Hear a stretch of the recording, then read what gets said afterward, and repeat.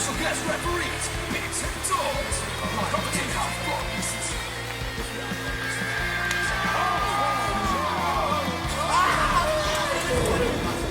Gets hurt from a flip-flop fight.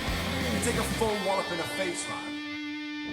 Good morning, good afternoon, good evening, and welcome to The Real Wrestling Show.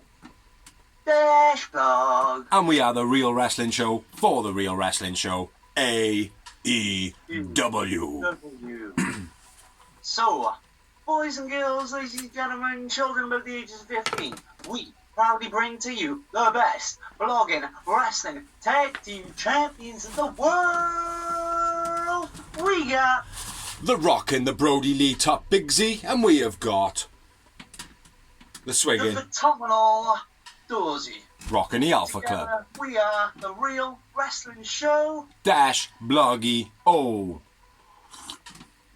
Excuse me. Real wrestling fans doing this show for real wrestling fans, which we believe is the best wrestling product at the moment. All elite wrestling, baby. I was just going to say baby at the end, man, but he kicked me out. And what we do on this show is basically we talk through AEW Elevation, AEW Dark, and AEW Dynamite. Then we touch on the wrestling rumours from the week. We don't really say where we get them from because we literally Google search, Twitter search. It's the same place everybody gets them from. We get it from Google. So the internet, we read it somewhere where someone else can read it, where you can read it. Where so someone else it's can not read hard. it. Yeah, so they're not... The reason we call them mainly rumours is because we're not in the business, so they are going to be rumours, because why would we have news if we didn't know anyone in the business? Exactly. So this week, I will be kicking off and running through Elevation first, which we do a quick rundown. Don't write too many notes on it, although I do have 2 pages worth. And then Dorsey will run through Dark, and he's probably got 2 pages worth as well.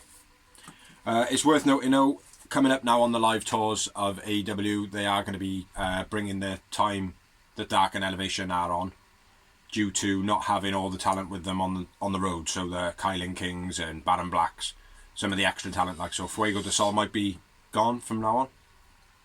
Yeah. So, Hi. so right, getting into it then. Elevation started off with the end of Dynamite from Saturday night, which was a promo basically saying this is AEW, we listen to the fans, and then he takes a bit of a swipe at WWE. Bit of news on that later on. It wasn't that impactful, to be honest. Lots of people were like, "Oh, that's amazing!" Like, but I didn't think it was. I didn't think it was all that. It was alright, like. Yeah. But first up, match number 1, we had not Dolph Ziggler and JD Drake versus the Gun Club, being Colton and Billy Gunn. There was a famous finish to this match. There was a good showing for Colt. Nice match in total. Colton man of the match. Colton and Billy win. Gun Club winners. Yep. I always do my man of the match and then my winners of the match wrong. Like. Match number 2, and just a note, it was a good match. There just wasn't anything spectacular that happened in the match worth noting. So, next up we had Penelope Ford versus Valentina Rossi.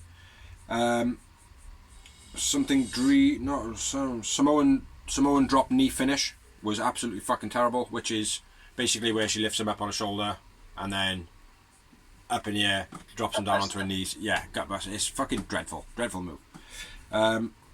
She struggles doing it every single time. Not a great match. Penelope Ford wins. Penelope Ford, man of the match, unfortunately.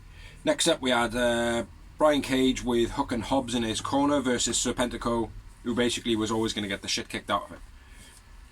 Luther attacking Cage, throwing him in a guardrail. Serpentico pulling his own head for the headbutt. I thought that was pretty cool. He was going like that. I thought that was something different. Nice German suplex by Brian Cage. Running powerbomb by Cage was quite nice. Deadlift drill claw finish by Brian Cage. Brian Cage wins. Brian Cage man of the match. And I will say, I thought this match was absolutely brilliant for how short it actually was. It was yeah, exactly what it was. Yeah. After the match, nothing really spectacular, but there's obviously cracks still appearing between Cage, Hobbs, and now Hook as well. And that's Team Taz, by the way. Next up, we had Wheeler Yuta making his debut versus Carl Anderson, who I also believe is making his singles debut. Yeah. I think. Gallows causing a distraction. Super drop kick. Super shotgun drop kick by Yuta was very nice. Dive to Gallows, caught and dumped on the outside, which was fucking mental, that was, man. He jumped as though he was going to, like, kind of do I don't know, some sort of DDT, but then Gallows just grabbed him and slammed him down. I don't know whether it was a out of balance move, where like he got him and he couldn't stop the momentum of like dropping him forward, so it looked like he dumped him. I don't know, I'm not exactly sure, but it looked good, whatever. Do you know what I mean? Super kick party by the Bucks, diving cutter finish by Carl Anderson, which looks very good. Nice debut by Yuta. Bit of a boring match though because it was Carl Anderson and I don't really rate him that much. Winner of the match, Carl Anderson. Man of the match, Yuta. I went for. After the match, Nick starts running the ring and stepping on Yuta's back, which is a bit shit. Anderson throws Yuta out of the ring, basically saying, "Get out of that ring." Next up, we had Brock Anderson, Lee Johnson, and Dustin teaming in three-way against Adrian Alanis, Liam Gray, and Justin Carino. You did that wrong. What? You did that wrong. Did I? Brock Anderson's son. Yeah, I forgot we were going to do it like that. Yeah, it was an okay match, this one. Brock stomping on the hands. I thought that was quite nice. I know it's something simple, but, you know, just reminded me of an old school touch. Sling Blade backbreaker by Alanis was quite nice. Nice double team by Alanis and Gray. Dustin cleans house. Flatline cutter was absolutely beautiful by Dustin this week, where he throws him up in the air and then twists him last second. Very nice. Or he twists, sorry. Lee Johnson spinny dive. Don't know why. I don't see the need in any spinnies. Terrible scrappy ending with the Bulldog finish by Dustin. Not liking the Bulldog at all, even though it did look quite good in this match. Alright, and I don't mind them using it, it's just not a finish. It's absolutely not a finish. Like 25 years ago, that's what they're trying to do. They're trying to bring back the essence of, well, these moves used to be finishes once, you know? Yeah, well, that's great if you can do it properly. That's what I mean. A Bulldog is not something that can really be shown as a finisher. It's hard for everybody to take it. School, it's got to be running when you've got them in a headlock and done like a diamond cutter, flatline. That's the only way it's going to look like a finish. A proper original Bulldog. Yeah, it's very hard to sell it though, I think. Like, Alanis Gray, Brock, Alanis and Gray had a good showing in this match. Yeah, just let down by a poor ending in this one though. Winners of the match was Dustin, Lee and Brock, and man of the match was Brock for me. Brock. Yeah, he was good. Next up, we had the debut of PB Smooth and Matt Justice versus The Acclaimed. I like the way that the hardest way for you to read there was BB. PB. PB. It's an unusual word to say, man. PB. The Acclaimed working on the leg of PB. Max kicking PB off the apron, sticking to the injured knee, which was quite nice. Rather than just hitting him with the elbow, he went back down to the knee to keep him off guard, like. Which is, again, that's an old school kind of tag thing. It's like, you can't just do the same as everybody else and just elbow him off the apron and expect it to be the same outcome. It's like, if the guy's got a bad knee, kick him in the knee off the apron. Do you know what I mean? So I quite like that from the Max Caster. Matt Justice fucked up 3 moves on the bounce. First one was the double T. It was an Irish whip that he fucked up first. Then he fucked up the twisting neckbreaker by not going with the momentum. And then he took the leg drop wrong, which was fucking, in my eyes, fucking terrible. Max Caster milking Bowens' finger at the end of the match, which is a bit fucked up. My notes on this one was shit. I didn't even put a man of the match, but I do know that the Acclaimed win because they were always going to. I'm going to say Anthony Bowens. There we are. Yeah, not a great match, to be honest. It's like I think what let it down is the rhyme wasn't that good. I think it was the rhyme wasn't that good, so there's not that much impact in the match. Next up, match number page 2. Kylan King versus Rio, who I was very shocked to see. I was shocked to see him this match on that card. Yeah. It's like, although Elevation was real good this week, I feel like it was good anyway. You know, it had good matches, good substance. It wasn't just squash match or anything like that. Huh? It wasn't dark, you mean? Yeah, exactly. I get to know about. But yeah, I was very surprised to see Rio in this match, you know, especially the fact that She is the ex-world champion. Yeah, but she is... What do you mean she's the actual champion? The ex-world champion. Oh, she's not. She's like the ex-champion. Mm. Still, she is an ex-world champion, like, and I get it, like, do you know what I mean? All wrestlers got to rotate round, like, do you know what I mean? But it did shock me for it to be on Elevation. Pretty much been on Elevation since she's been back, though. Mm-hmm. She's been on Dark as well in the past, but it still shocked me.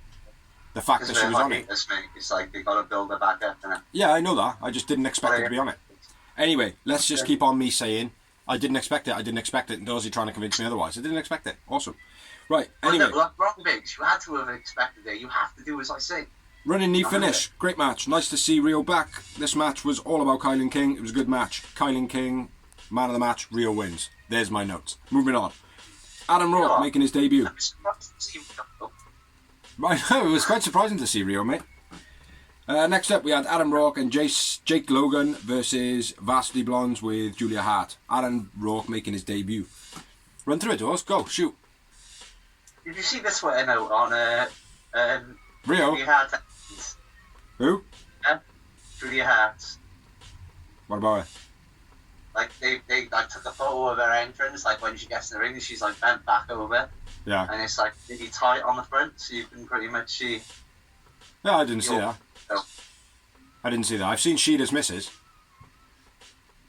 Sheeta's an elbow. Sheeta is indeed. Fair enough. Her missus is mint. Anyway, back to the action. Varsity Blondes are rushed from the beginning by Adam Rourke and Jake Logan. Double team dives by Varsity Blondes with a bit crap. Very nicely synchronized, but crap. Logan whining after the chop. I thought that was funny. Kind of an Isaiah moment where he goes up in the air and screams. Jumping discus finish by Griff and Pillman. Pretty much a squash match this one, first of. Varsity Blondes win and Pillman man of my match. For once. Next up, Catalina Perez versus Thunder Rosa. Thunder Rosa! Reverse figure 4, stretch by Thunder Rosa, Peruvian choke for the finish. Again, it was another squash match, pretty much. Thunder Rosa wins, Thunder Rosa man of the match in a second squash match. Next up, we had Blade versus Chucky T. And now, what I was saying earlier about Elevation being a little bit more substance, it's things like this. Blade and Chucky T. It's not just, oh, who's going to win this one? We kind of know who's going to win this one, but it's kind of like, oh, who's going to win this one? It's more of a storyline effort in it, you know? And as well, they're tags, isn't it? As well as singles. Yeah. Yeah, so it does. As well. But I mean, it's like, it's not just a green one versus the person who's going to win. Yeah, like I said to you, I want to see a bit more of like Sean Spears versus Lee Johnson. Oh boy. Oh yeah. Sorry. Yeah, absolutely. But it's like I still want to see, right, two people coming in, debuting. So let's just pick two names out here. I want to see Adam Rourke come in, never seen him before, fighting Jake Logan. Never seen him before. I want to see them fight each other, and I want to see someone come out with a win. And maybe the week after, the other person gets the win. I don't know. But I just want to see something fresh in terms of not just green ones versus killers. Or giving, like, once that green one's beaten another green one, that's why they get a reason to fight an AEW wrestler. Yeah, absolutely. You know, and when they get to a certain point, then they've got to go through Christopher Daniels as a rite of passage. You know? That's what I think anyway. But anyway, let's get back to it. It was Blade versus Chucky T.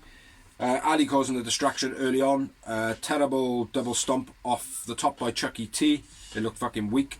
Blade used the rope to pin and Ali helped him. That was pretty much all she wrote. Blade wins, Blade man of the match. TH2. Yeah. After the match, TH2 attacks Chuck. Orange comes out for the save by doing nothing. Yeah. As he does.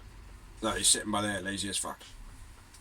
Next up, 3 matches from the end.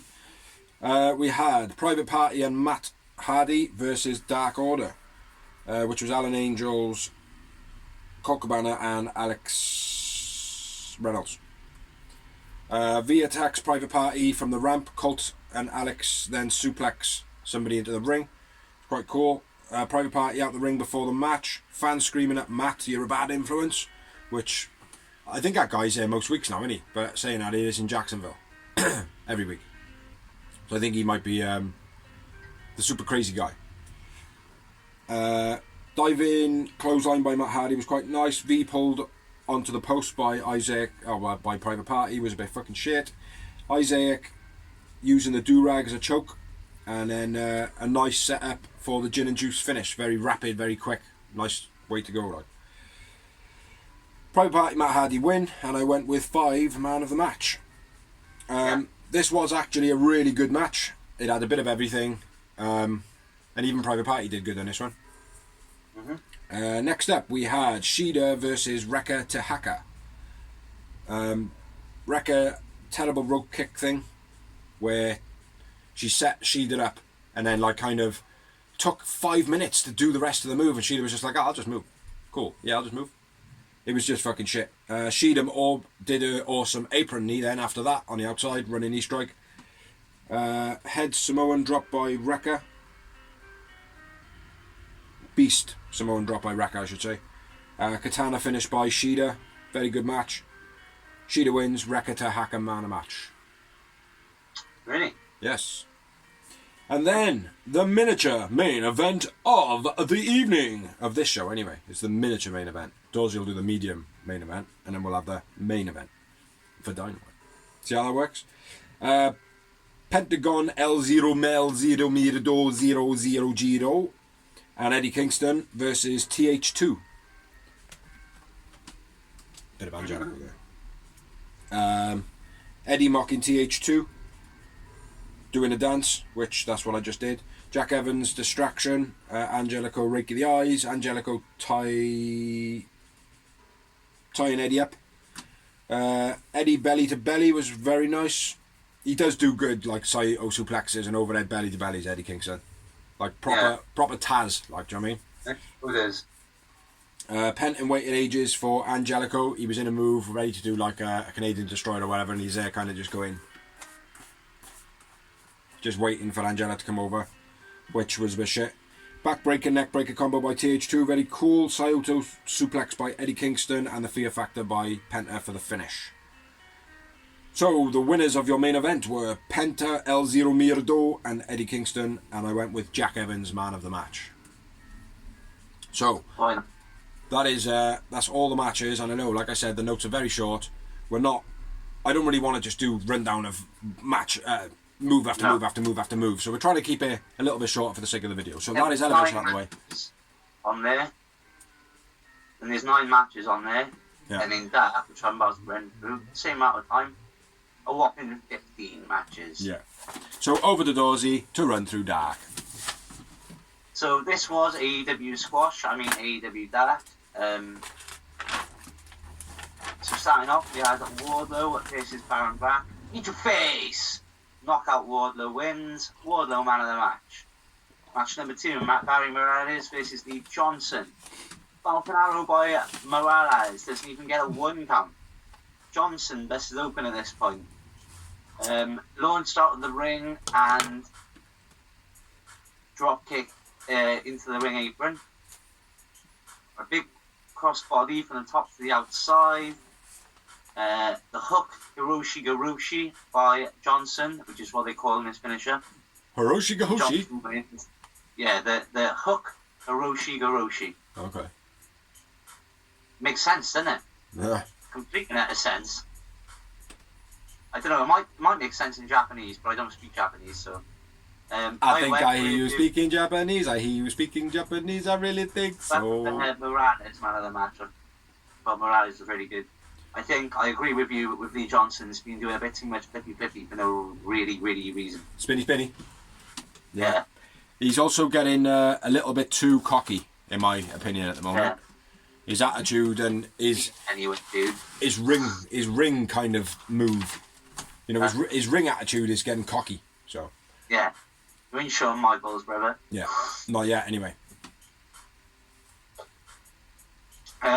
Next up, we had Hyan, who is making her debut against Abaddon.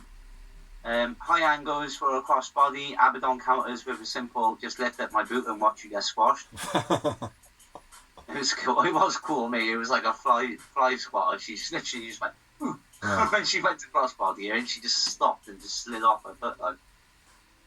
Knee arm bar DDT by Abaddon, which is a beastly little finish. Abaddon wins. Abaddon man of the match. Yeah, man. Next up, Will Hobbs versus Matt Austin. Hobbs' Town Business countered from the sliced bread into the Town Business. Hobbs wins. Hobbs man of the match. Match number 509. Kenny Bengal versus Lance Archer. Jake on commentary. Kenny Bengal's AEW debut. Kenny Bengal goes to leave, but Archer retrieves him, so he goes to walk off the come out, sees Archer, he's like, fuck this. Archer runs through Bengal's dropkick, then a throwaway suplex, a header coaster by Archer. Archer wins. Archer man of the match. Then we had Charlotte Renegade. This is Renegade. Big pump kick in the corner by Conti. DD Ty wins. Ty man of the match. Ty man of the match. Chad Lennox and Zachariah versus Aaron Solo and QT. This is Chad the next Lennox match, by the way. And Zachariah's AEW debut. Big Liger Bomb by QT. Diamond Cutter, then Coup de Grace by Solo and QT win. QT man of the match. No, Aaron Solo hit the ass splash. Don't lie, it was the ass splash. It wasn't the coup de grace, it was the coup de grace. Coup de Grace! The coup de ass splash. Did squash the shit out of him, man. Match number 8. Kaz versus JD Drake. Sick New match. ring music for Kaz. You sure? I think so, yeah. I thought Sonny was before that. Huh? I thought Sonny Kiss was before that. No, I'm definitely right. I've written them in order. Why would I not write them? I don't know, I've got Sonny Kiss's notes in before JD. They're all good. Kaz versus JD Drake. New ring music for Kaz. Kaz stomp on Avalon's fingers to stop him intervening. Wingman get kicked out. Cannonball in the corner crushes Kaz's head, mate. Fair play, fucking just a cannonball. JD Drake just literally just went Yeah. into Kaz's head. Like I was like, you can. A squash of your face. CrossFit chicken wing. Kaz wins. Kaz man of the match. Don't like that finisher, I think it's shit. I can't get on with it, man. Next up, we had Arjun Singh versus Angelico. It's Arjun Singh's AEW debut. Navarra, Death Row, Angelico wins, Angelico man of the match. Adi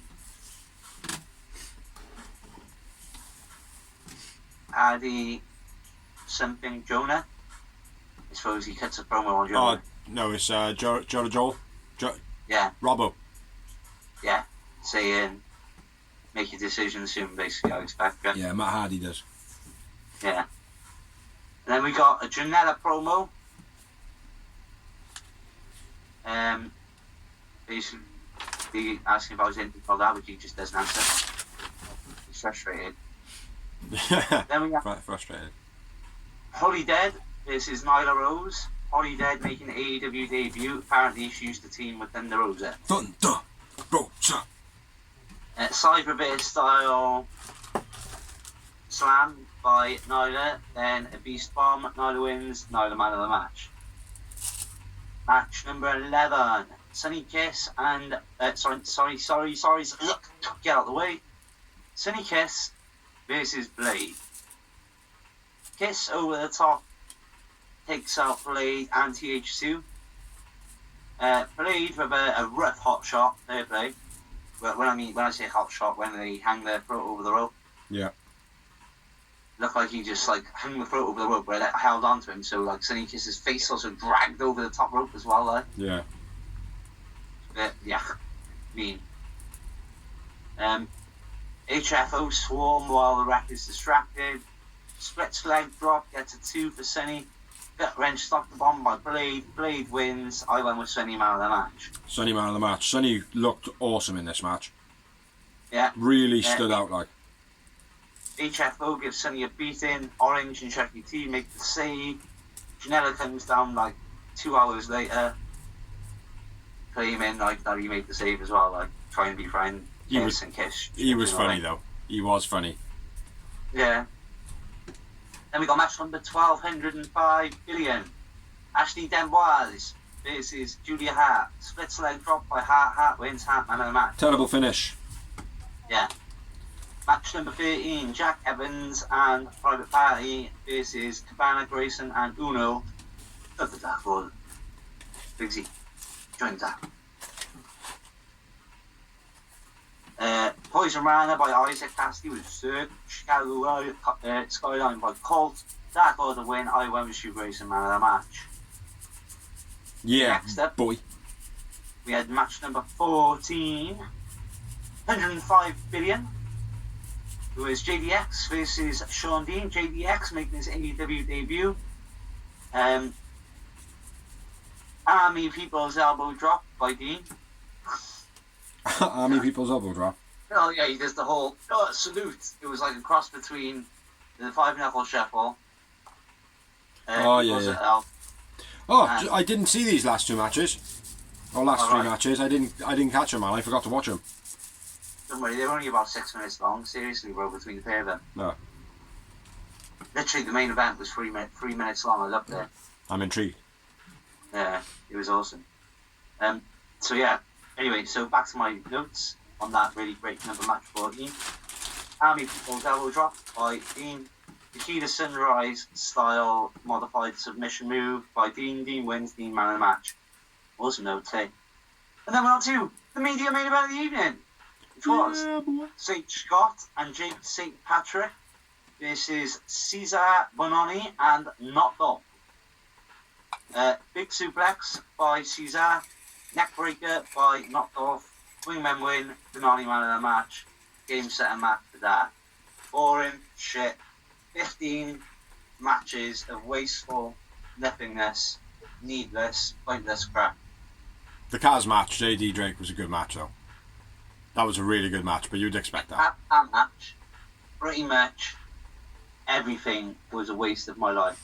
Yeah, it was. I found that quite hard to watch, most of it. So moving on to Dynamite. Can't see us off camera. Well, there's a Dynamite t-shirt there. And that's all she wrote. Yeah, fire match to start off her show, which was Pentagon and Eddie Kingston versus the Porn Bucks. With a handlebar moustache. Macho Man Porn Bucks. Ooh, yeah, they look fucking dreadfully entertaining. But yeah, Porn Tash is by the Bucks. But yeah, do you want to shoot through this one, bro? Well, Jericho was on commentary for the show. Getting warmed up for Rampage. Nakazawa in the crowd during the Bucks entrance with another stupid moustache. Double stomp, what's up? By Penta and Eddie Kingston. Yeah, go on. I'll jump in if it's. Oh, what's that? Sorry, bro. Tilt wheel backbreaker on the outside by Penta. Tilt wheel. Fisherman suplex gets 2 for Kingston. Exploder on the floor by Kingston. Yeah, that was multiple nice. Double teams by the Bucks was beast. Matt handed land something to the outside. 6 smile by Eddie. Oh, when they're kicking the shit out of him. Yeah. They walloping him and he just gets up. Multiple headbutts and a superplex by Eddie on Nick. Corkscrew Code Red was a free count. My missus called it the Mexican Destroyer. Oh, the Mexican Destroyer was a free count, man. Yeah, going in from the side into the Canadian. Straight away she went, oh, the Mexican Destroyer, and I was like, fair play. We'll go with that. Yeah, we'll go. Just before that as well, the Consadora DDT by Penta was fucking sick as well. Yeah, but it was a free count, man. Everyone knew. I must have missed that. It was a free count, bro, trust me. All the crowd were kicking off. Everyone was kicking off. Yeah. Diving crossbody from the ring to the ramp by Matt. Low row by Nick, camel kick style. Using the ref as the distraction. Good brothers. Yeah. Come out. Bucks hit the Lucha Brothers finish, but Kingston makes a save. Good Brothers approach the ring. Good Brothers distract the ref. Cutler accidentally sprays Nick in the face. That was a good spot, that was. That was a good bit in the match. I enjoyed that. Yeah. Kaz runs down. And takes Brandon Cutler's head clean off his shoulders. Yeah. Fear Factor, then the Oregon. Penta and Eddie win. Penta, man of the match. Eddie Kingston, man of the match. And what a fucking brilliant match. And they get a tag team title shot because they win. As Yes, we didn't mention, it was tag team titles contenders match. Yep. So Penta and Eddie win. Get their contendership. Eddie Kingston, man of the match. Penta, man of the match. I went with 8. I went with 5. Yeah, we all eat. Yeah. And I went with Penta, man of the match as well. Yeah, brilliant match, this one. Next up, we had a promo, and it was Jungle Boy. He was introduced as Jax, but it didn't come out as Jax. Christian then comes in and says, "Oh, it's not about winning, it's about winning and learning. It's not about winning and losing. Go and make history and get 50 wins." And then Luchasaurus comes in and basically goes, "Yo, I got your back," and whatever. And then Christian goes, "Hey, did you know on my mother's side of the family we're part dinosaur?" Yeah. And then walk off. Like, which, if I was a bit on BTE, would have been alright.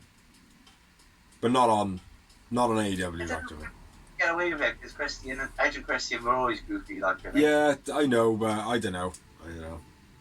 But anyway, next up we had an in-ring promo, and it was Tony Schiavone with Ethan Page and Scorpio Sky asking why the coffin drop, Ethan. Why the coffin match? And he basically says that he's not done enough. He wants to exterminate Dalek. He wants to exterminate Darby. Says that he will affect him mentally by putting him in a coffin, ending his career, so every time he does a coffin drop he's not going to be able to thing. Psychology behind this promo is really good.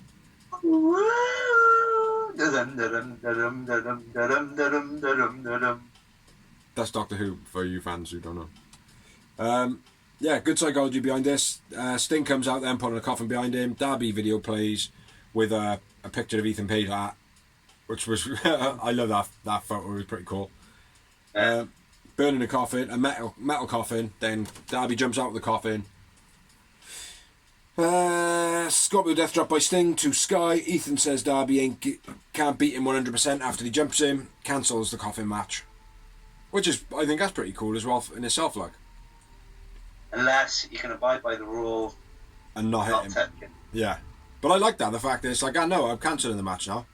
Made the match, people are like, that might be sick, like, do you know what I mean? And then be like, well, now you think it's fucking sick, fuck you, like. You know, I'm changing it again. It's not original though. I know it's not original, but it's not something I've seen for a long time. Yeah.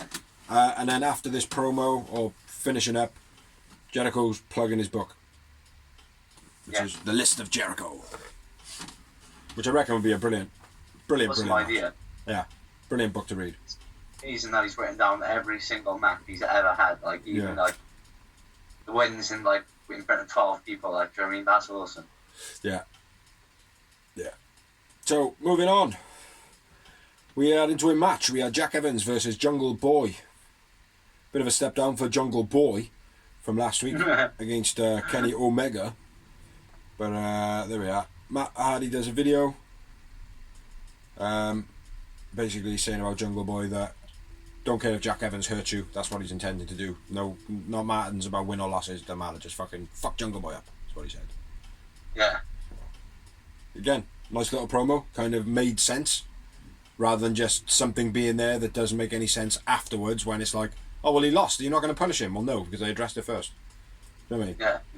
You know, so it doesn't take as much away from Jack Evans, and like if he does lose, when he does lose, if he does lose. Doesn't mean who he was. Crowd singing along to Jungle Boy, and Jericho says that he doesn't like it when the crowd sings along to people's songs. Which I thought was a wicked little jib, like, do you know what I mean? But yeah. Into the match, early back and forth by Jungle Boy, trying to hit the snare trap. Springboard, arm drag, always looks fucking awesome by Jungle Boy. He does it brilliant every time, and I say it every week. Handspring elbow by Jack Evans was quite nice. Clothesline by Jungle Boy was quite stiff. Reverse super suplex by Jack Evans, reversed by Jungle Boy, and then Jungle Boy ends up leaving him in the Tree of Woe, and then finishes off with a snare trap. Got any more notes? Probably. I should let Ozzy run through all the matches and then just have my say after, because nice snap suplex. Evans was beast. JB drop kick to the knee was real nice. I know it was only a drop kick to the knee, but the way he then ended up real as fuck. Yeah. Then a big clothesline. JB rips out of second rope. German into the snare trap. Yeah. So what I said then, bro, except for the just only a drop kick, but you know. Yeah, I thought it might be. We're normally on point. You've paused it now, so if you press record again. Yes. That's right.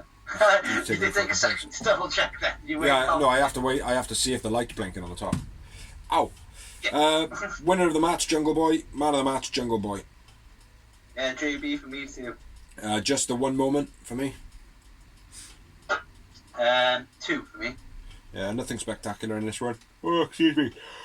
After the match, Hardy Family Office come out, and then Jurassic Express come out, aka Jex.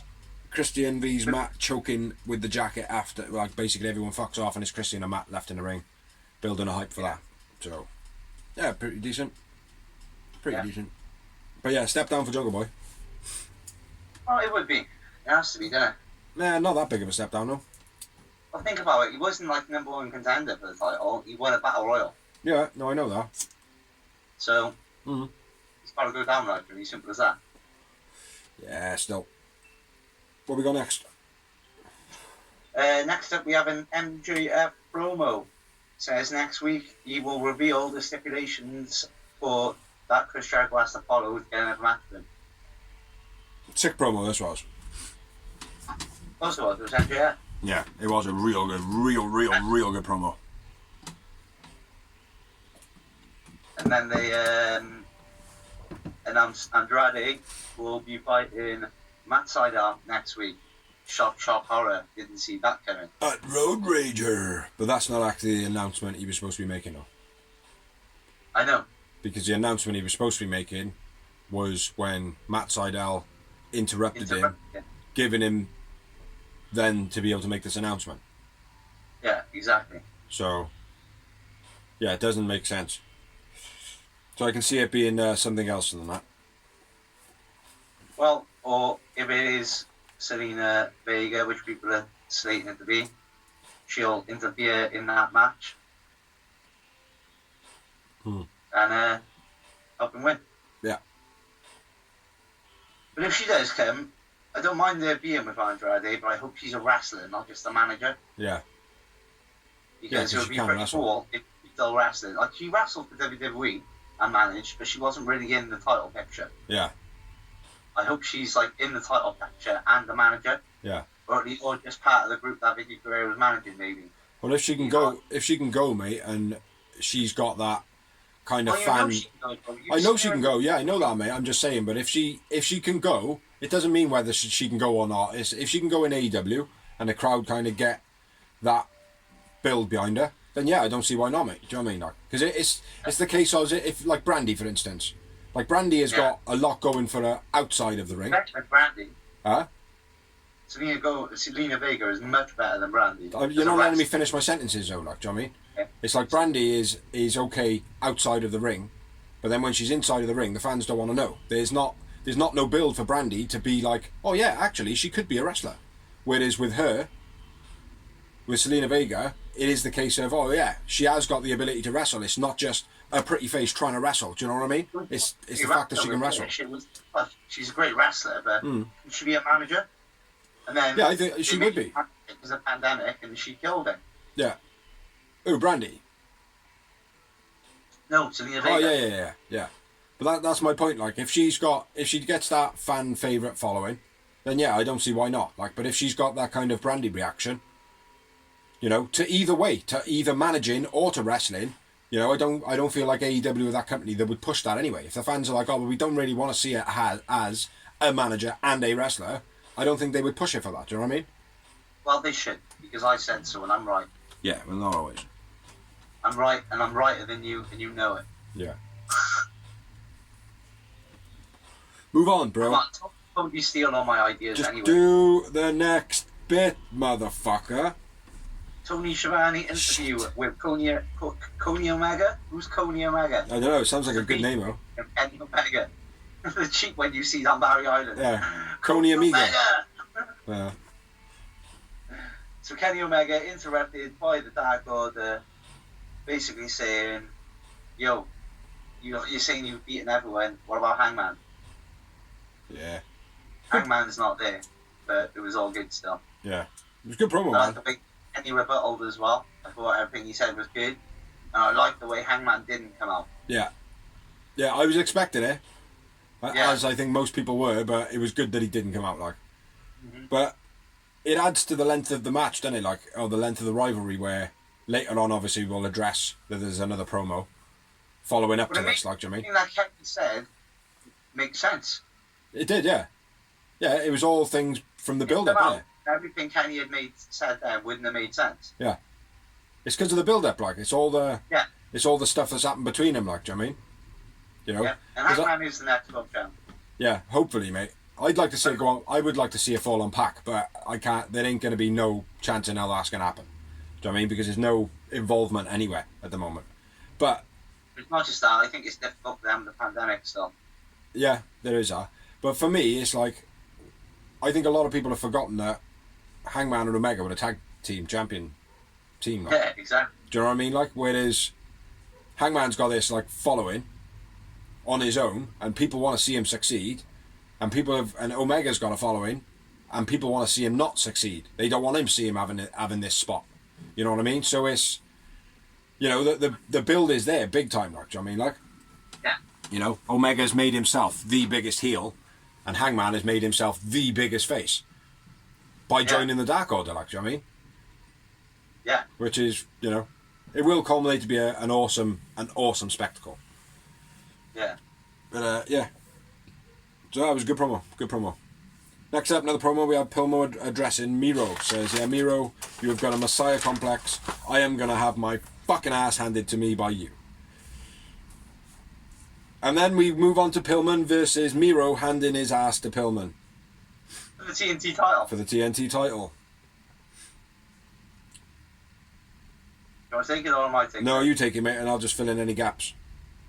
It's better that way. Nice suplex, snap suplex by Miro, then a fallaway slam. Overhead suplex on the floor by Miro was beast. Yeah, nice job, was. Sheamus like clubs on the rope. If you notice, he basically blatantly stole Sheamus's move, but it suits him. What is that? Where he like sticks him in between the ropes like that. Oh, the rope So choke. they- Yeah. And then it's like a bam, bam, Yeah, bam. Yeah, that's Sheamus all over, mate. yeah. But it suits him, like I said. Jericho's springboard drop kick by Pillman. Nice. Blatantly stole it. Even Jericho was like, "Ah!" I thought his old man used to do it as well. Huh? I thought his old man used to do it. He might have. I'm a bit rusty on his old man, and like, do you know what I mean? I wasn't like I watched him obviously, but it's for some reason not all his matches stick in my memory. Yeah. And they would so more for you anyway, mate. Not. I'm just going off. I feel like I seen it on when he was on that dark side of the ring, when they were showing like snippets and stuff. But for me, it feels like something that he would do.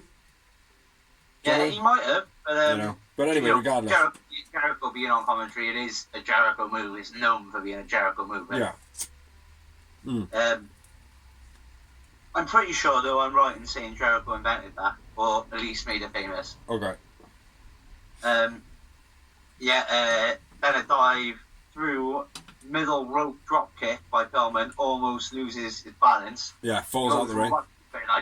And he's like, oh! You can see, it's like when you fall off a rope swing. Yeah, he didn't. Anyway. I don't think he grabbed the middle rope, did he, as he was going through? I think he missed it completely and just went like, there's the rope, and he just went straight past, like. Yeah. Yeah, it still looked good though. Anyway. Yeah. Miro landed into the guardrails. Yeah.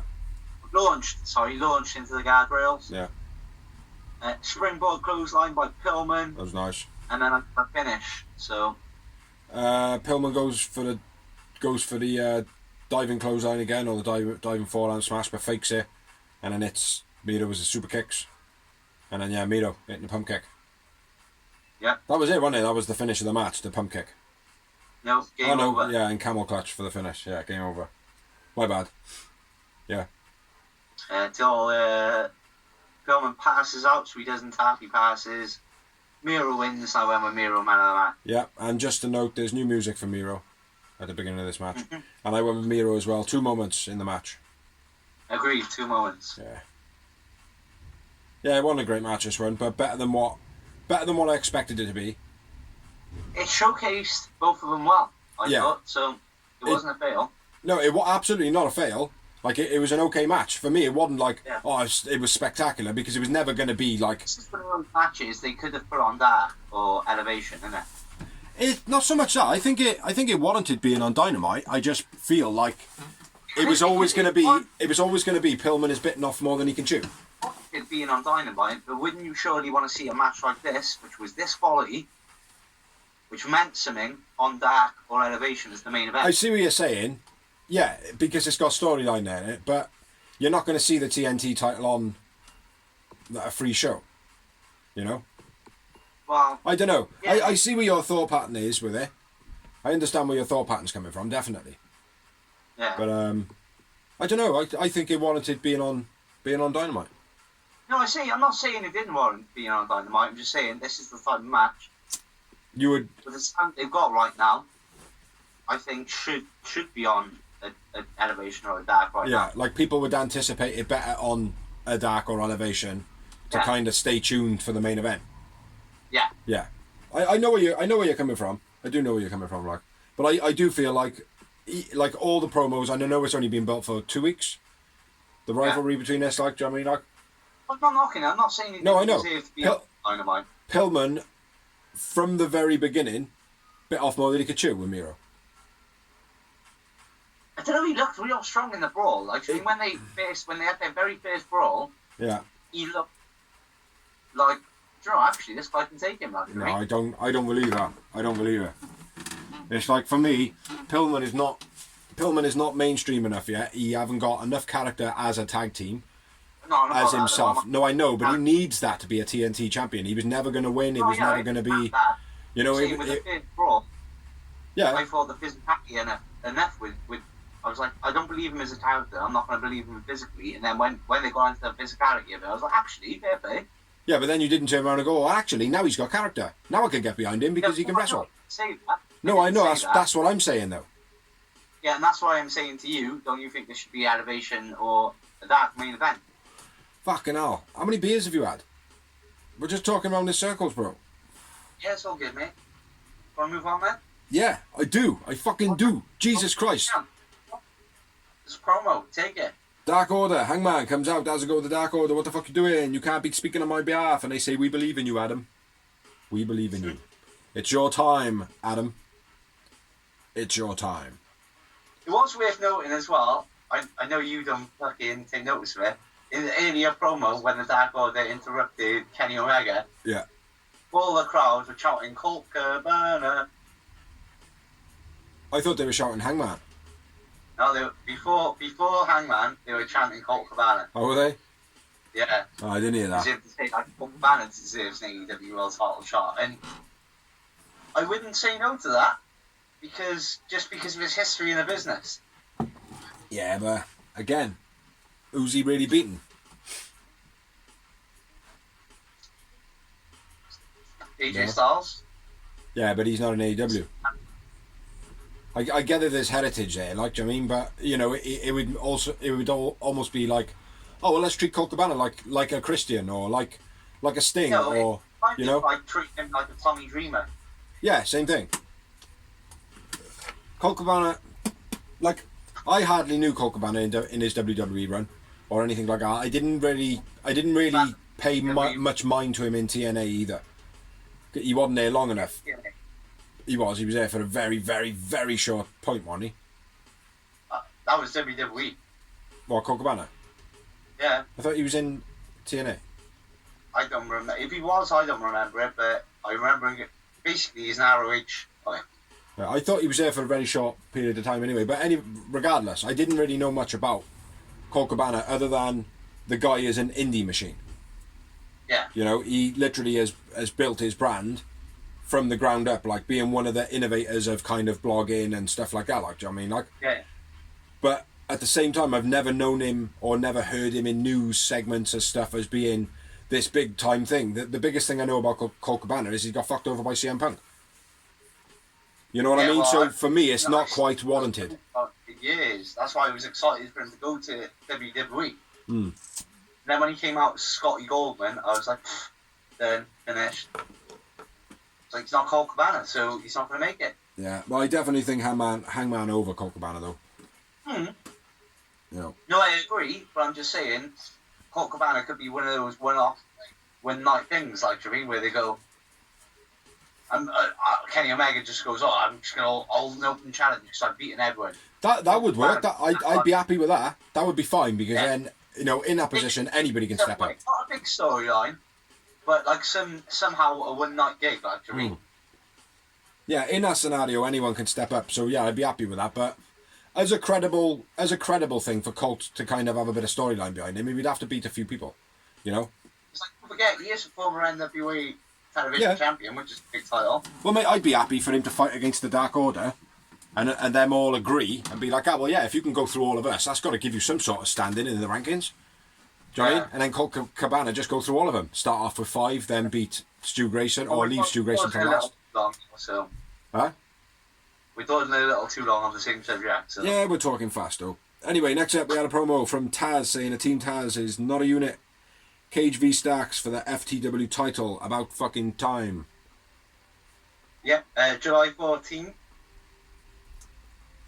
In a cage. I don't know why I was going to say in a cage, but I've got a feeling it's going to be in a cage. What? Cage and Starks? Yeah. I don't know. I think putting them in a cage, it could happen, bro. It could happen. I can see why possibly you'd be thinking that, but I think by putting them in a cage, it takes away that whole element of Team Taz being able to get involved. Yeah, exactly. So, I think yeah.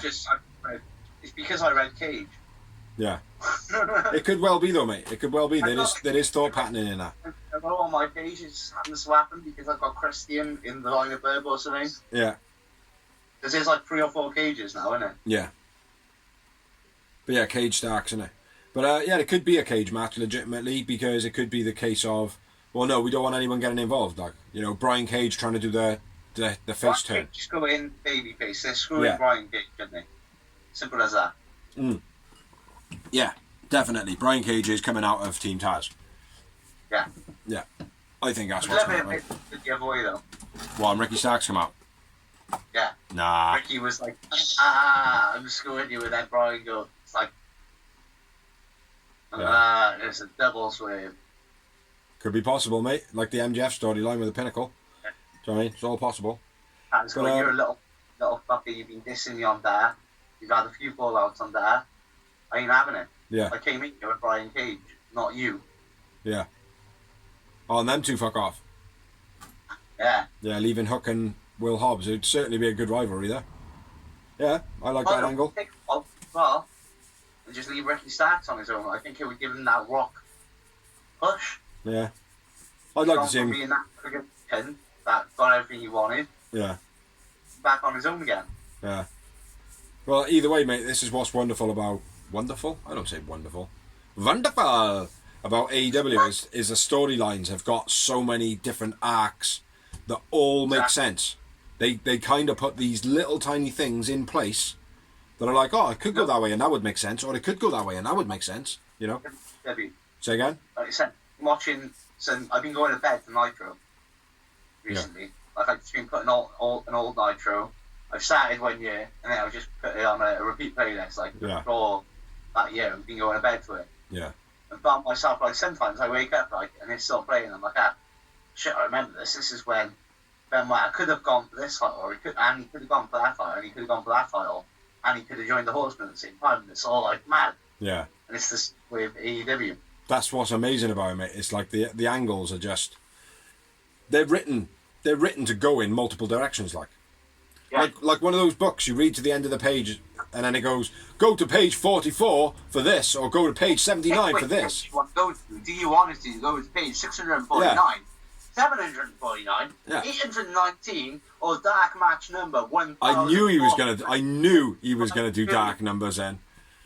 I knew he was gonna go into dark numbers. Absolutely knew it, because it's totally right. Anyway, next up we had a farcical match of Vicky Guerrero and Nyla Rose versus Britt Baker and Reba, who is not going to be walking for some while. A lot better than I thought it was going to be. Yeah, Vicky played her part just like we expected her to play her part.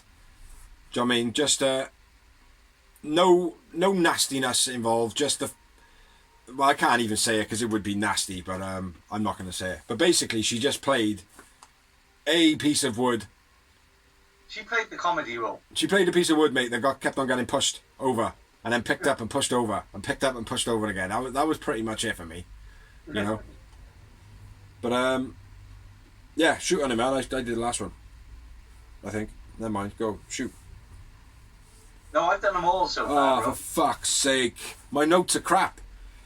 I know. Oh, back and forth pushes, Vicky and Reba. Britt's sly punch to Vicky. To Vicky straight away. No, to Vicky. Yeah. Gives her a sly punch. That was fucking awesome, man. Nyla then, it's a splash. Britt avoids the tag a few times from Reba. Leg drop by Nyla was quite nice. Nyla getting the table on the outside while Vicky was doing her impersonation of a piece of wood. Although she did get a sly pin in, and she was like proper trying to pin her, like, do you know what I mean, like a grit on her face. Nyla stretching Reba in the ring was quite nice. Strange shoulder bear hug by Nyla, which was like I forget what the move is called, but she was kind of added in a bear hug, which is pretty cool. Stranger. Britt sly shot to Nyla after she tagged in. Choke slam by Nyla to Britt. Diving knee by Nyla was quite nice off the ropes. And then Rebel fucked herself massively. Like, she turned into a slug halfway through the match. Yeah. She just stopped and was help me, man! Yeah, I made the call to Nyla Rose, get me out the ring, I've basically fucked up my knee. Then Nyla falls onto the apron, off the top. Bit of a fall. And then Britt Baker hits a lockjaw for the finish of the match. That's all I got. Reba didn't move at all the way after the point where she dived in to make the save. And I shall tell you why. Because she has dislocated her kneecap. Yeah. So her kneecap just basically went whoop, to the side, which painful. I've had watered on the knee before. That's not a dislocation, and that was painful enough. Yeah, winner of the match, Britt Baker and Reba. I went with Nyla man of the match. I went with Britt man of the match. I thought she played a part perfect. And one moment, she did play a part perfect. One moment. I doubled your ass, and I went with 2. Yeah, we Ooh, over the top numbers there, Doors. After the match, Nyla attacks Britt Baker. Britt Baker powerbomb through the table. I somewhat feel like that was meant for Reba. Yeah, it was. I will say there was a peace bomb in the ring first. Yeah. By this Britt, and then a peace bomb from the ring to the outside up through the table, which was beast. Well, it wasn't a beast bomb, it was just a power bomb because Nyla was still on the ropes. Oh yeah. Yeah. Well, no, a beast bomb is like sit out, isn't it? Yeah, she didn't sit out through the table. Yeah, I know that. Yeah. Nyla does it, it's just a beast bomb now, isn't it? That's what they do. It's like if Jericho does a wall, a boxing crap. Yeah, yeah. Yeah. Yeah, it was an okay match, this one, though. Even though Reba, a huge distraction, obviously, where she just slugged out for a little bit. But hopefully she's not in too much pain, you know. They know what it is, so hopefully she can get on the mend quick. We're still going to take the piss. Next up, we had La la la, la la la, la la la, la la la. Dawsey's bit for doing the matches next week. Next week we've got, as we learned from the opening match, tag team titles are going to be on the line. Young Bucks versus Pentagon and Eddie Kingston. What do you think, Casey? What's that? What's happening? What's Young that? Bucks retaining? Yeah, Yeah, I reckon. absolutely. Yeah. I don't even know what I thought about it. Yeah, I don't even, to be honest. Screw job. Cody versus QT versus the South. Cody versus QT in a South Beach strap match. South Beach just means nothing. It's just a scrap match, you know? Let's be fair. Yeah, They did that for copyright reasons. yeah. They should have just called it like the Highway 95 match or something, because it's at Road Rager, is it? It's a strap match. You can't copyright strap match. I don't know. I don't fucking know. I don't know. Cody. I think Cody. I want QT. I want QT as well, but Cody's in the match, so Cody's going to win. Andrade versus Matt Sydal. We've already discussed this. I think it's going to be a good job. Andrade. I hope so, because if it's a squash match, it'll make no sense using Matt Sydal. Andrade Wibbly Diblio. No, but if they're going to do it as a squash match, I'd be inclined to use more of a 5. Yeah, no, it's not going to be a squash match. Absolutely not, man. It will be a real good back and forth match, mate. Because Sydal can go, and according to you and what little I have seen, the guy can go. You seen Andrade in NXT, bro? Yeah, only for a short time, bro. Only seen He him a was couple next times. well before AEW, bro. Yeah, and I didn't watch NXT from the beginning, bro. No, but you always watch the takeovers and that. Yeah, now and again, but I can't really remember too much about him. Like, from what I do remember, I remember he was pretty good. But I don't know enough to go off my judgment. That's why I said, from all accounts from you. Fucking hell. You can go, mate. You can go. He's a good wrestler. He's on a fucking period. Santana, Ortiz, and Hager versus Waldo and FTR in 6-man tag. That should be good. Yep. I haven't written it, but I believe that Conan will be in Santana, Ortiz, and Hager's corner, and Yeah, Tully Blanchard is going to be in the opposite corner. It was up in the. It was in the graphic. Conan was in the graphic, but I don't know if they said it. No, they did say it. I just didn't write it. I just forgot that. Ah, right, okay. In a circle promo. Yeah, Conan is going to be in the corner. That's what I wrote. Yeah, that's going to be in a circle promo. Saying that Conan's going to be in their corner after what happened last week, which we said was a beast promo. And then we're going to have a face-to-face MJF and Jericho, where MJF will reveal the stipulations it will take for him to fight for Jericho again. And then finally, we've got Chris Statlander and Orange Cassidy versus The Blade and Benny. Is this the first intergender match? Intergender match on Dynamite. On Dynamite or in AEW? Congratulations to Jungle Boy, who did pick up the 50th victory in the end. On AEW or on Dynamite? On Dynamite, I'm not sure on AEW, but I'm positive on Dynamite. So I don't remember there being an intergender match. I don't think there has been, mate. I think you're legitimate, right? But Dark and Elevation don't really stick in my mind. But Dynamite does. So I can 100% promise you on Dynamite, it's the first time ever. The only person I could think there would have been an intergender match early on would have been maybe Anna Jay with Brody Lee. I can't really remember any. Yeah, Cody and Brandy as well. I can't really remember any more than that though. Luther and Brandy. Dustin and Brandy. Who? Dustin and Brandy. Yeah, I don't remember them. No, I don't remember anyway. But yeah, be nice to see how they work it. Yeah. You know. Moving on to the main event of the one word I'll let Bixie say it. Evening! First word, the...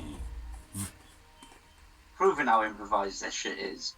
Yeah, make it up on the spot, man. As you can see, we have bumped heads a couple of times this evening, but fuck it, it's part of the show, it's part of life. When Dozie's on his period, you know, not much you can do about it. You know? Do you know what happened? It's just, do you know what it is? As we say, we've got full-time jobs, and I've always, like, I've got news this week. You know why I've got news? Because I'm not in work. So I've gone from, like, working 10 hours minimum to 15 plus hours to just not working at all. Fucking sucks. So fuck Corona, fuck 19, up until this date. And for all you people out there who turn around and go, nah, I'll never say that I wish I was back in school. You will all wish you were back in school. All of you. Every one of you. But yeah, the main event of the evening was anticipated quite big. The build to it was quite big. It's been going for a long time. MJF versus Sammy G in what is going to be another one in the future. Yeah. This is the main event. This is Rocky Maivia. This is Hunter Hearst Helmsley. This is a storyline that's going to be going for the next 5 years at least. Yeah, that's what I mean. That's what I'm saying. And the reason I say Rocky Maivia versus Hunter Hearst Helmsley, they ended up being Rock versus Triple H. Yeah. And that's why I'm saying this. Maybe they won't change names, but what I'm saying is, this match is the main event now.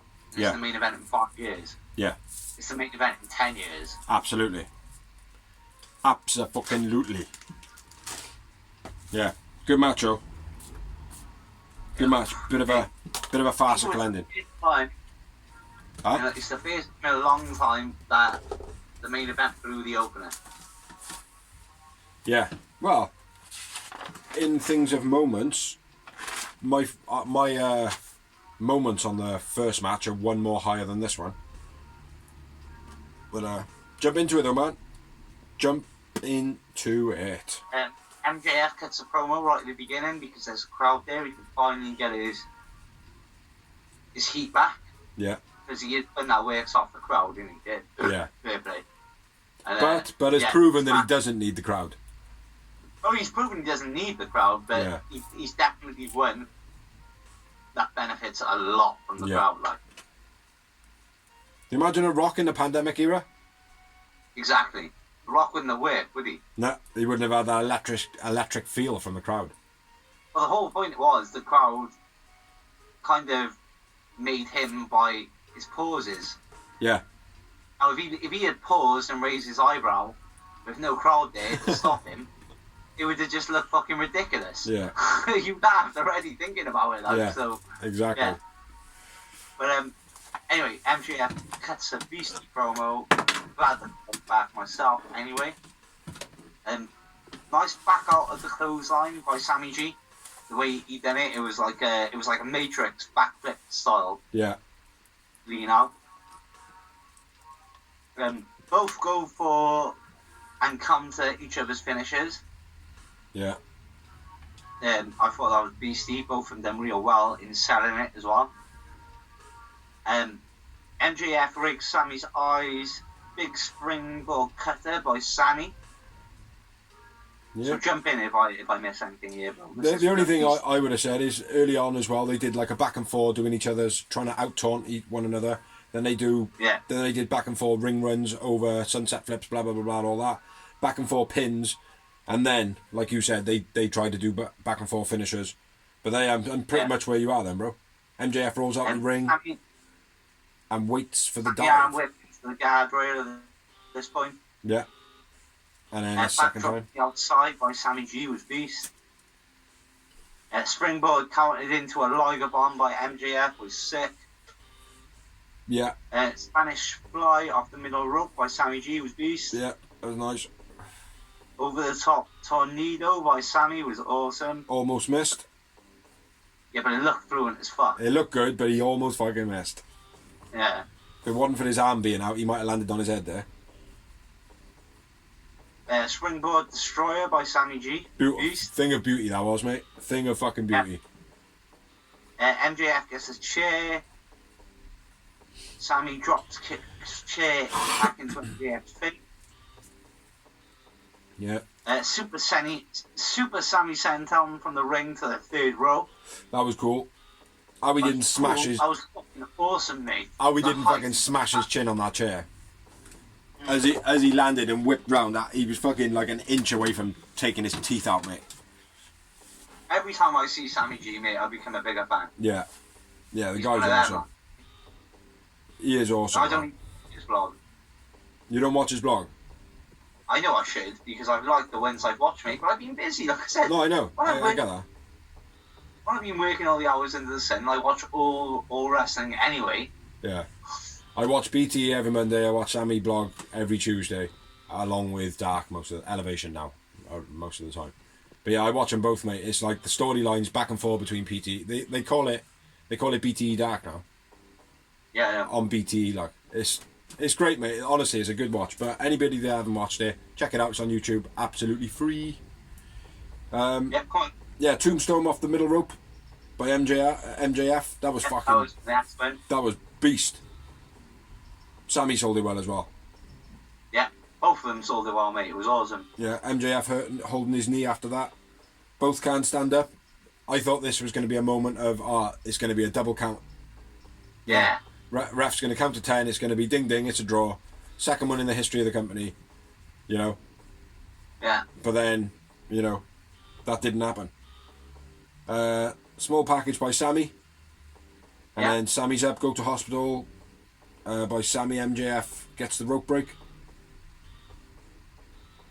And I like the way they done that, because it wasn't just a rope break, it was the momentum that Sammy brought in him when it just happened that MJF's foot was like right by there, and he saw it.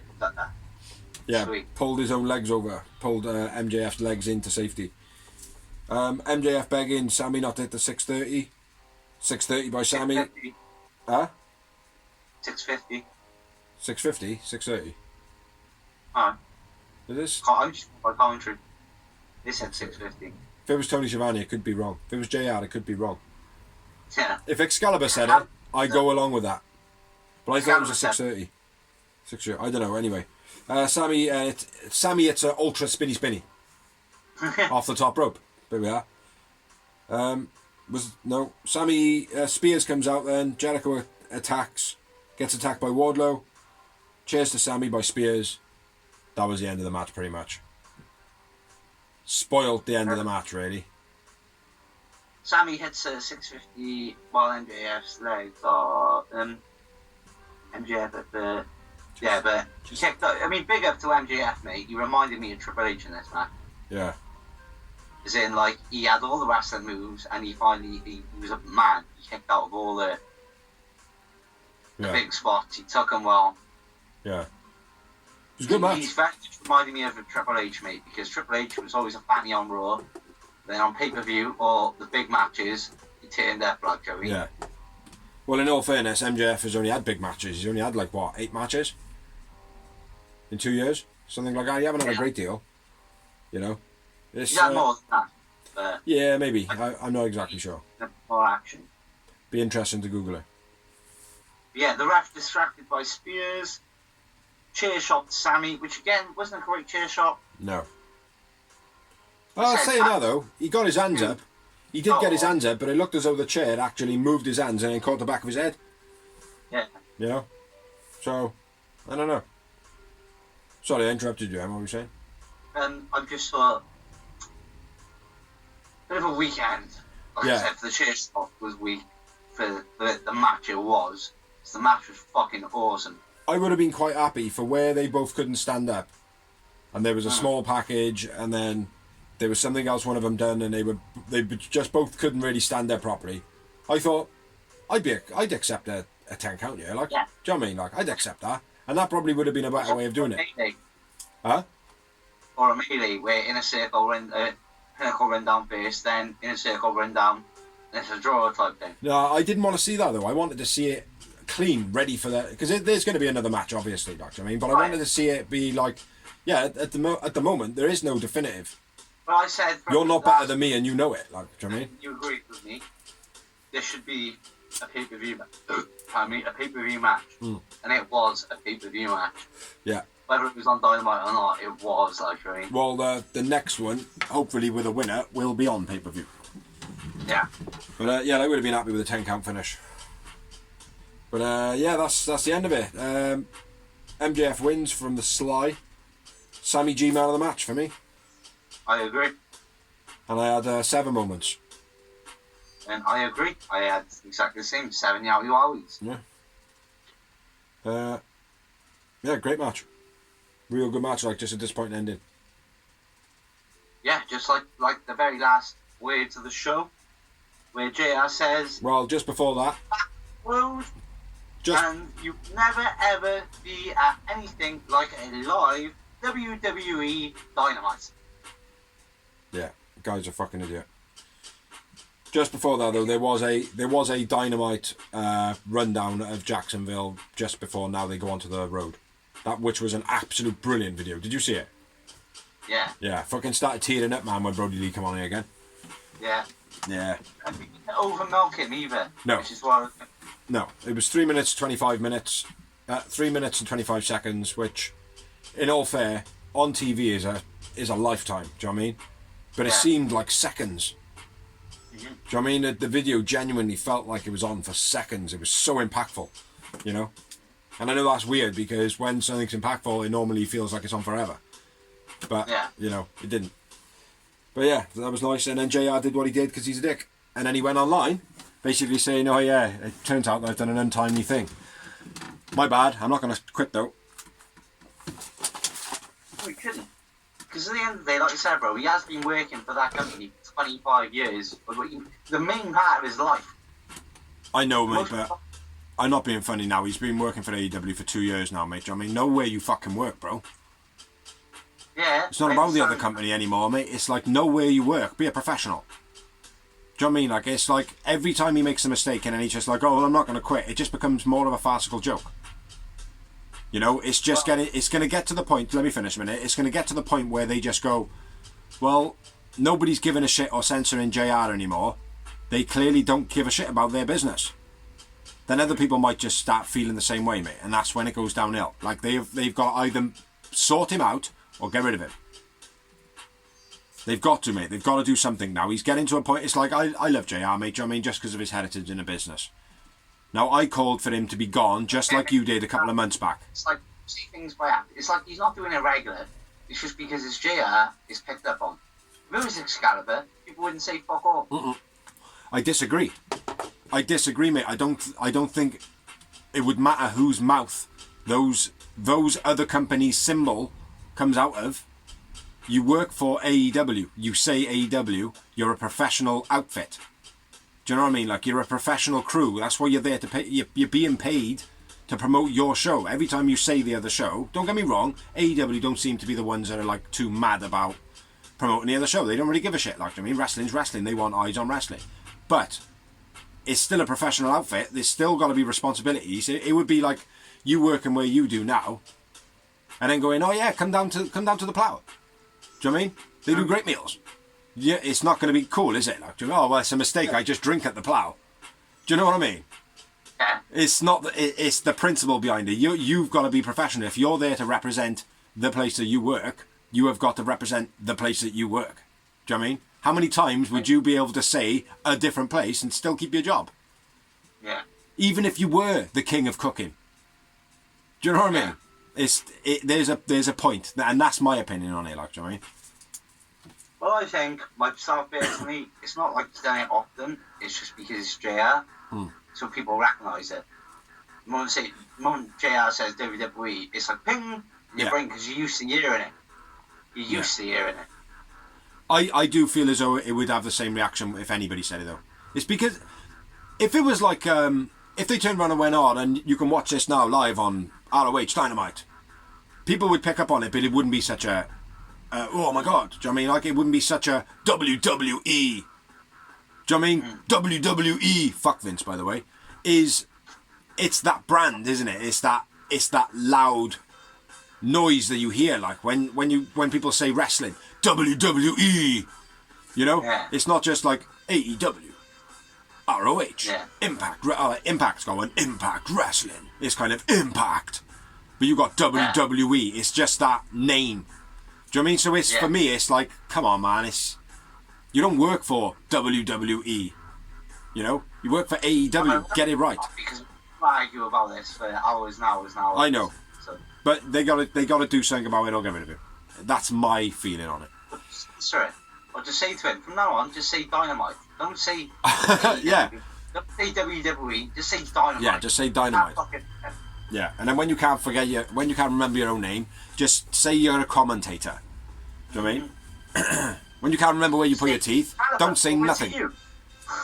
But anyway, that's all we got for Dynamite, Elevation, and Dark. We're gonna move on to some rumours from wrestling now. I actually have some. How many have you got? I got 5, 4, 3. 7. I got 4 because Reba dislocates her kneecap, could be out for 6 weeks. Okay, well I haven't got that one. The next NWA pay-per-view is going to be an all-female affair. I did hear something about that, and I do believe that's on the back of WWE stating that they're never going to do a women's all-event show again. Yes, they have said that, which I think... I'm not sure. I'm kind of in between on that, because right now, women's wrestling in WWE is quite hot. They're not like at the point where they've only got one match on a pay-per-view. Yeah. They've literally got like at least 2 or 3, maybe even 4 matches sometimes. Yeah. But that's the thing, because they do that, I feel like they feel like they don't need to do an all-women's work. Because they've balanced it out now. I just think, though, as a whole, as in the whole like this is like a whole, the politics of it, if women want equal rights, well, you can't have your own show. Yeah. Yeah, I appreciate that, like, because it's not just an all-men's show, you know, so... Yeah. Yeah, it's equal to the balance out, like, but I don't see why there can't be an all-women's show. I don't see why they can't be, but I understand and I get it. Actually, with NWA, it's different because obviously they're limited to the time they've got. Yeah. Whereas WWE isn't limited. They've got all the time they will. There is plenty of women on TV all the time. Well, this is the thing with WWE, again, because it's WWE. Where they had an all-women's show, what that did was make a focal point about people wanting more women on the show. So all they did is they made their shows longer, however they've managed to do that, and put equal amounts on their shows. Do you know what I mean? Like, they've got a 3-hour Raw show. Do you know what I mean? Like, they've probably just put one extra match in, or something like that. They're splitting a match between a quarter-hour segment or something. I don't know, but they're managing it. Yeah. You know, nothing's really changed, though, other than they've put one more women's match in, or 2 more women's matches in. You know, but we all know, WWE, fucking shit. I think WWE got some of the best women in the world. But nobody knows how to fucking write stuff for them. Anyway, next bit of news. Bully Ray has a pop at Eddie Kingston for his WWE dig. Yeah. Yeah, after Dynamite rant, Bully Ray basically got online and went, "Hey, Eddie, stay in your own line. Stay in your own lane, sorry." Yeah. Which, yeah, I suppose Bully Ray can say that, you know. Eddie Kingston hasn't really been around WWE or anything like that, so he hasn't really got the opinion to say that. But I think Eddie Kingston has got a pair of eyes. You know, yeah. I've never worked for WWE, but I got a pair of fucking eyes. Fuck Vince. Fuck Vince. That's why I say it.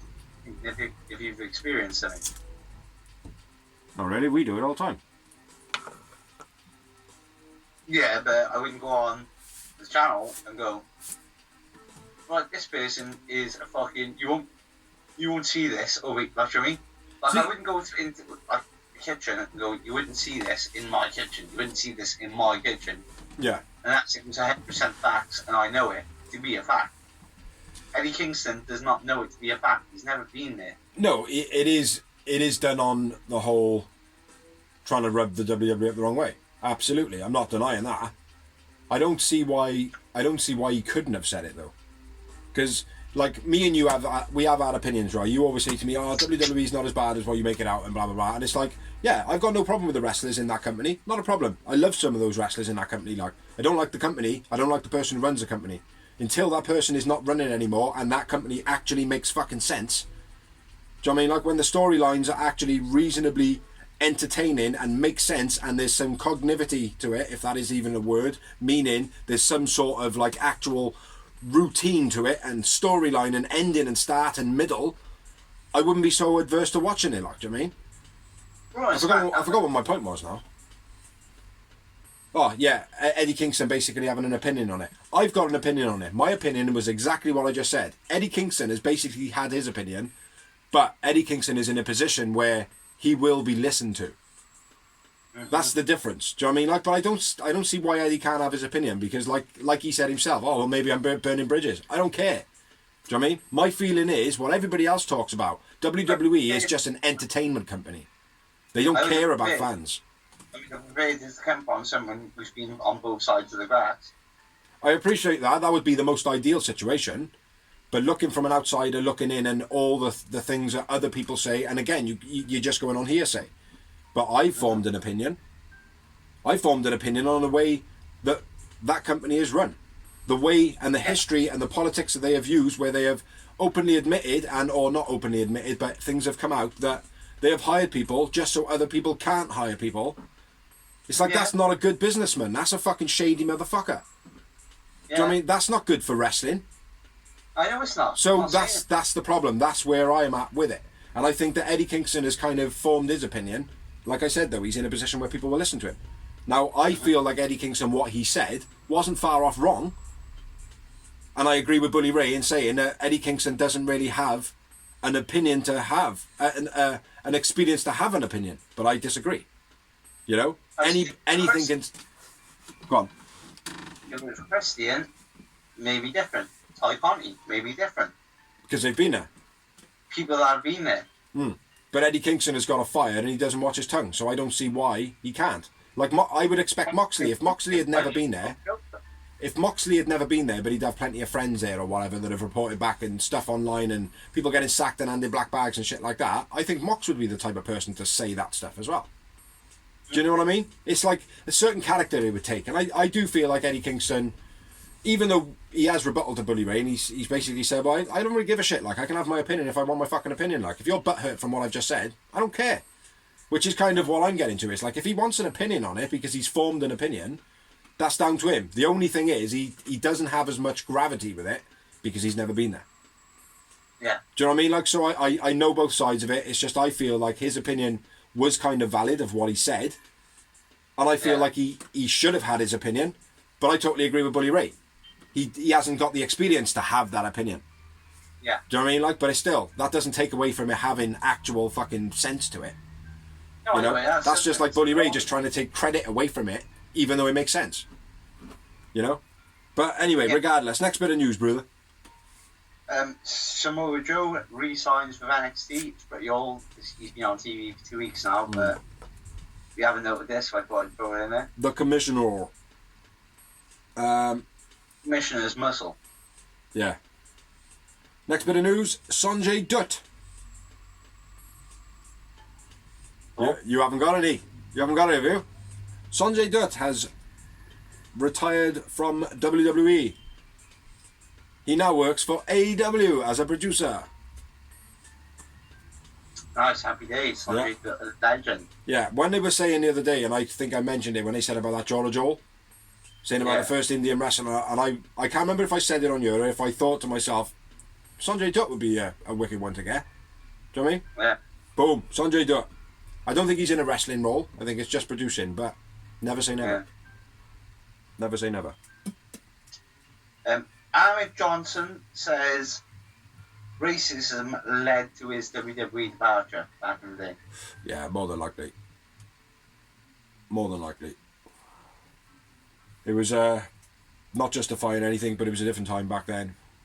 Rules were different, you know. Ignorance was bliss back then, like. Yeah, you know, exactly. Which is a terrible way to look at anything, really. Next bit of news.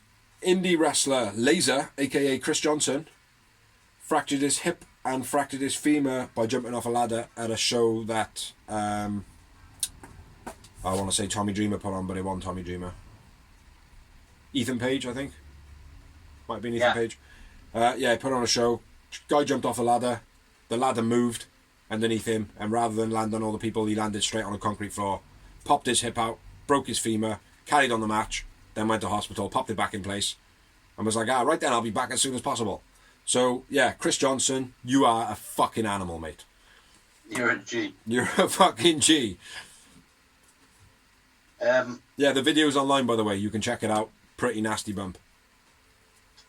Pretty sad news. The Patriot, Del Wilkes, passed away. Yeah. So rest in peace. Rest in peace. Read that this morning. Our thoughts go out to the Real Wrestling Show Dash blogs. Thoughts go out to friends, family, etc. Condolences. My last bit of news. Hangman had 10 staples to close the cut from last Dynamite in his head when he went head first into the post. Looked like a nasty guy. Yeah, 10 staples in the top of his bonds. And that's all I got, brother, for the news. B. Priestley signs with NXT UK. Yep, read that this morning. Didn't write it down. Bit of a shame, but... Well, it's exactly what I just said about 5 minutes ago, innit? Yeah. Just hiding people for the sake of it. They're getting rid of loads of people and then hiding loads of people. What? I mean, I don't know. Rant over. We'll see. Wilsey, is that another person they've signed? Wilsey? No, I just think, basically, she's going to get a push for 6 months and they're going to realise she's snug. When I say snug, she's quite brutal. Yeah. And they're going to go, oh, we don't want you, actually. Yeah. Well, we didn't realise you hit so hard. Well, didn't you watch any of my matches?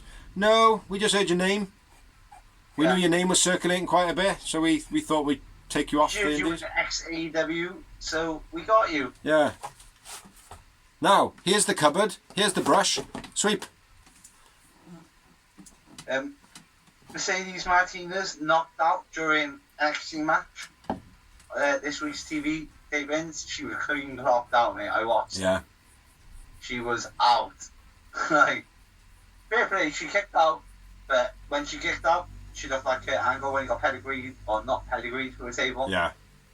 Wobbling. Yeah, mate. Even when she kicked out, like, she was like stuck in the kick out position, like, Is she, what's the news on her, is she alright? I don't know. She will have had a concussion if she got knocked out, I would think. Yeah. It was a stiff kick, mate. Bang. Yeah. Swing, like a roundhouse kick, right at the temple, taken out, boom. But like I said, she did kick out when she was meant to. Fingers crossed there's no long-term damage. You could tell, mate, she didn't kick out of, like, knowing what she was doing. Yeah. She kicked out and the ref was like, right, X. End the match, corner. Yeah. Medical down your eye. Well, hopefully, thou are okay. The news. The Iconics! From WWE. Can't remember the indie names they've been called, but they're basically worried because they don't have a green card to work in the US anymore. Yes, because they don't have a job. Don't have a jobby! They're called the Irresistibles? Probably. The Irresistibles. The One of Irritables. them's like married to Sean Spears, isn't it? Yeah. Yeah, so she'll be fine. But saying that, he's a Canadian resident. Mm-hmm. Exactly. Yeah, so she might be royally fucked. I'm sure they'll sort it out. I'm sure they will just sign them just to fucking give them green cards. Maybe. Probably. But, yeah, that's what we got then. You got anything else? I have nothing else. He has nothing else. So, thank you everybody who watches. Thank you everybody who likes. Thank you everybody who shares. Thank you anybody who has let us share on your pages. Thank you anybody who has commented on our pages. Thank you anybody who has helped us make this stuff. We have been amazing. He has been. Little Tom and Tom Dorsey. I have been the boulder bad ass Bigsy. And that was episode 103. And we shall catch you next week. Have you got any other bits to add on at the end, brother? So, ladies and gentlemen, boys and girls, children of all ages, we proudly bring to you what we've already done.